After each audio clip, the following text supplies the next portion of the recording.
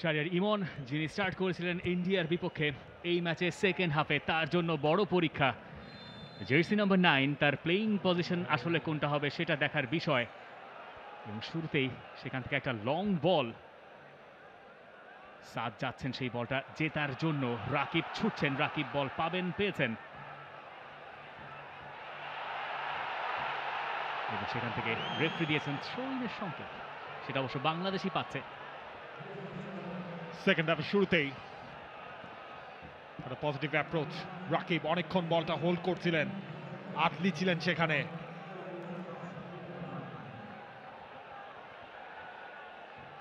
Throwing বাংলাদেশের সাদউদ্দিন, তিনি এই থ্রোয়িংটা নেবেন। সাদের থ্রো, হামজা ছিলেন টার্গেট, তবে হামজা আগে ব্যালেন্স হারিয়েছেন এবং সেটা ক্লিয়ার হলো। আর একটা থ্রোয়িং হারিস হারুন, তিনি ক্লিয়ার করলেন, কুইকলি টেকেন। সাদউদ্দিন, তপু বর্মন, হামজা,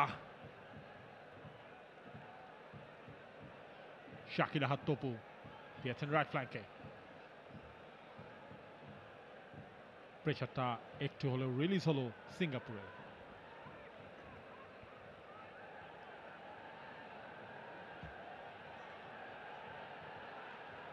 হৃদয় ফার্স্ট হাফে যা করছেন তার চেয়ে ঢের ভালো করতে হবে তাকে সেকেন্ড হাফে, সেটা বাংলাদেশকে হেল্প করতে পারে। বাংলাদেশের সামনে আর কোনো গতি নাই। হংকং ইন্ডিয়াকে হারিয়ে দিয়েছে 94 মিনিটের গোলে। এই মুহূর্তে এই গ্রুপের যা স্ট্যান্ডিং, তাতে সবার উপরের দলটার নাম হংকং এবং সিঙ্গাপুর। এখনো পর্যন্ত যে স্কোর লাইন সে হিসেবে হৃদয় বলটা নামিয়ে দিয়েছিলেন হামজার জন্য। হামজা এবার বোধহয় একটু সামনেই রয়েছেন সেকেন্ড হাফের শুরু থেকে, এবং হৃদয়ে নিচের থাকছেন। এই ব্যাপারটাও বাংলাদেশকে হেল্প করতে পারে। যে চেঞ্জগুলো আমরা সেকেন্ড হাফে দেখছি, ট্যাকটিক্যাল চেঞ্জ, তার ভেতরে বোধহয় এটাও পড়ে। তবে রাকিব আছেন এখনও সেই নাম্বার 9-এর পজিশনে। শাহরিয়ার ইমন তিনি সুইচ করে গেছেন রাইট সাইডে, যেখানে কাজেম শাহ খেলছিলেন।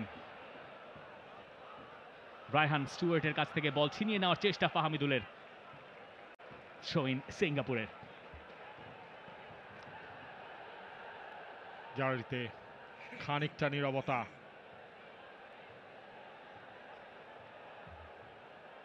তপু, আর একটা থ্রোয়িং বাংলাদেশে।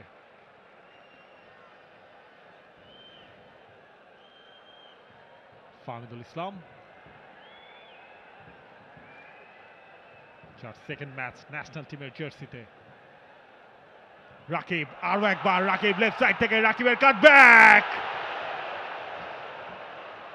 চমৎকার একটা ক্রস ছিল, এবং রাকিব আসলে উইংয়ে কতখানি ইফেক্টিভ সেটা বোধহয় আমরা আরও একবার দেখতে পেলাম। না, অফকোর্স আপনি দেখেন যে ক্রসটা সে করেছে, অ্যাকচুয়ালি সে কিন্তু তার পজিশনটাকে সোয়াপ করে এসেছে।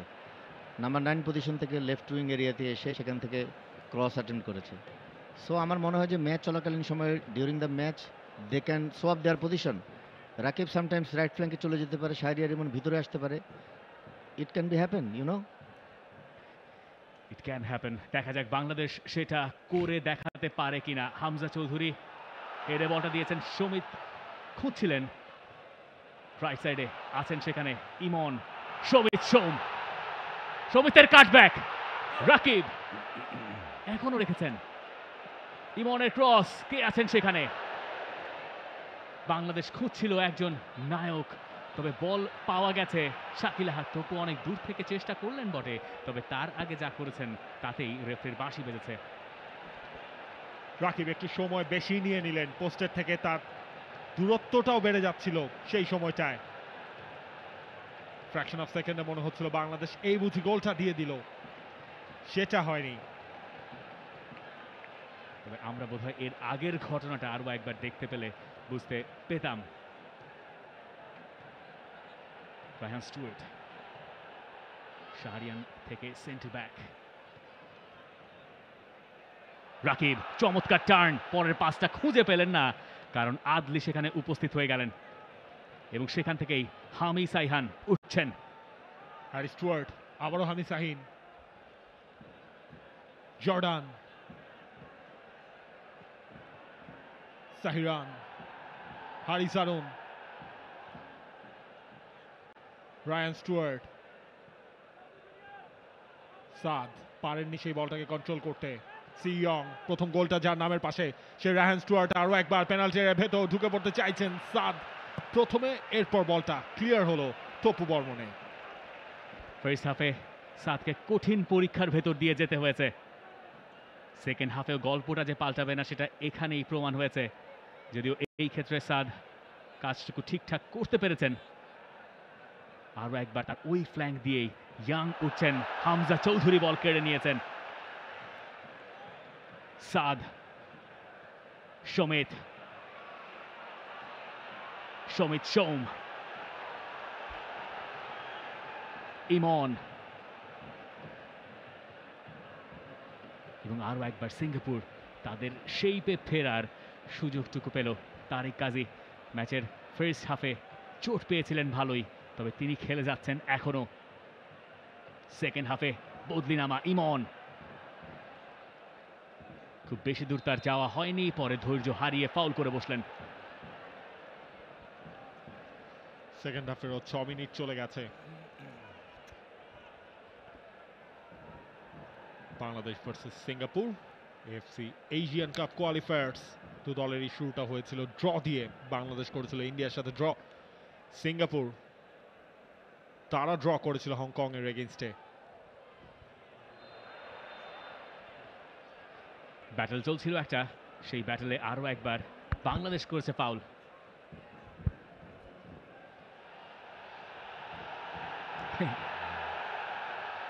দর্শকরা ক্ষণে ক্ষণে উৎসাহী হয়ে উঠছেন। এই মুহূর্তে বাংলাদেশের দরকার এই সমর্থনটা। গ্যালারির দর্শক অনেকটুকুই নীরব হয়ে গেছেন বাংলাদেশ গোল হজম করার পরে। ওই এনার্জিটা, গ্যালারির এনার্জিটা যদি বাংলাদেশ মাঠে রেপ্লিকেট করতে পারে, তাহলে বাংলাদেশের পক্ষে এই ম্যাচে ফেরা সম্ভব। এবং বাংলাদেশের জন্য সবচেয়ে গুরুত্বপূর্ণ পরের গোলটা হজম না করে পরের গোলটা সিঙ্গাপুরের জালে প্রবেশ করানো, এবং একবার সমতায় ফিরলে এই অ্যাটমসফিয়ার রাতারাতি পাল্টে যেতে পারে। সেটারই অপেক্ষায় রয়েছেন এই 22,500 সমর্থক ন্যাশনাল স্টেডিয়ামে। সেই মোমেন্টার অপেক্ষায় হামজা চৌধুরী, তিনি পেয়েছেন, সামনে বাড়িয়েছেন, তবে ফাইনাল পাসটা ব্লক হলো।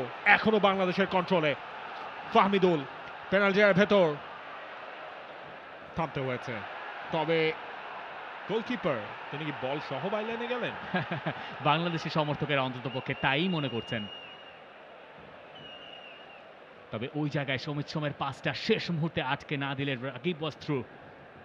এই ধরনের পরিস্থিতি বাংলাদেশ বারবার তৈরি করতে চাইবে। এই জায়গা থেকে আমরা বোধহয় আরো ভালো দেখতে পারবো। শেষ মুহূর্তে বোধহয় ইসমান মাহবুব বলটা ভেতরে রেখেছেন। হারিস হারুন, আদলেই, শাহরিয়ান, বলের উপরে তেমন কোনো চাপ নেই। অবলীলায় একটা বল দিয়েছেন রাইট উইংয়ে, সেখানে ইয়াং আছেন। সেন্টার ব্যাক তপু বর্মন নিজের পজিশন ফেলে এসছেন, সেখান থেকে স্পেস তৈরি হচ্ছে, এবং সমিত পরে দিয়েছেন হামজাকে। হামজা বলটাকে নিরাপদে নেওয়ার চেষ্টায়। রাকিব, তার ওই টাচ খুব একটা সাহায্য করেনি। সাফওয়ান বল নিয়ে এরপরে রিসাইকেল করছেন, সেখান থেকে হারিস হারুন, ইয়াং,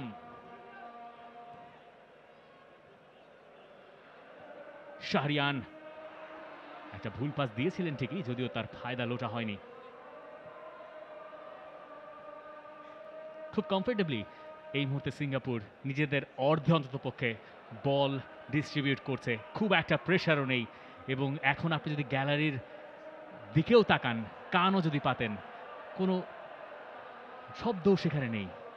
আপনি যখন প্রেস করতে চাইবেন, তখন সম্ভবত আপনার সমর্থকদেরও আপনার পাশে পাওয়াটা খুব বেশি জরুরি।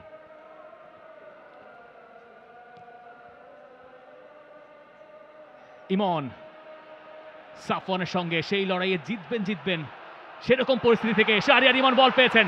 ভালো জায়গায় স্পেস আছে, বক্সের ভেতরে রাকিব আছেন, তারপরে শাহরিয়ার ইমন বলটা এমনই এক জায়গায় দিলেন যেটা ছিল নো ম্যানস ল্যান্ড। খুব কাছাকাছি জায়গায় ছিলেন রাকিব, তার পেছনে ছিলেন ফাহমিদুল, তবে শাহরিয়ার ইমনের বলটা পড়েছে তাদেরও পেছনে, যদিও এখনো বলের কন্ট্রোল বাংলাদেশের কাছে। হামজা চৌধুরী একজনকে টার্ন করলেন, ফাহমিদুলের জন্য বলটা ছাড়লেন ফাহমিদুল, তার সাথে একেবারে লেগে আছে সিঙ্গাপুরের। শেষ পর্যন্ত রেফারি বাঁশি সাদউদ্দিন, তিনি একটা ফাউল করেছেন। For more updates, subscribe to our YouTube channel and click on the bell icon. Follow us on Facebook and Instagram. Download T-Sports app to enjoy exciting games and highlights. Visit tsports.com.